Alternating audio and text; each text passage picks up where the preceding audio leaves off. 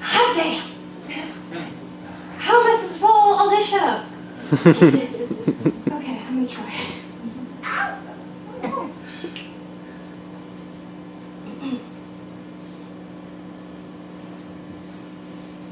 My sister, whose soul is only a hopeful theory my family has, whose heart is a small, hard acorn that beats against a flat tree's chest, a body that's been put through a sawmill and nailed together, linear, geometric dimensions, not a sign of a single curve of face or hip, nor an open mind. Whose lips are always pressed together like the thin slices of bread on a panini press. Whose dagger tongue stealthily slips out when your back is turned. Skin like the inside of a hoarder's freezer. Opaque frost with nasty mystery acne splotches.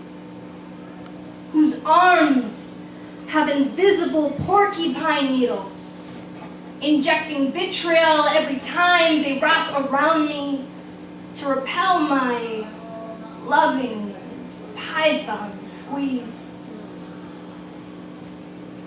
Her hair is worshipped, like it was Rumple's spun gold permanent weave. It only reminds me of used, yellow, flat straw. The way her nose turns up makes me think it was used for more than just eating. That voice. Oh, that voice is a nature CD. A remix of blue jays screeching and cats howling. But those eyes are contradicting.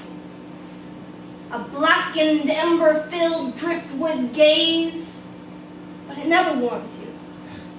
No, it never does. It freezes you, paralyzes you to that moment, because you know she possesses a mind as quick as a bullet train. Because you know you'd give up every comfort, every vice. You'd conform, dislocate, disfigure, malnourish your personality, your best feature, just to be loved by her.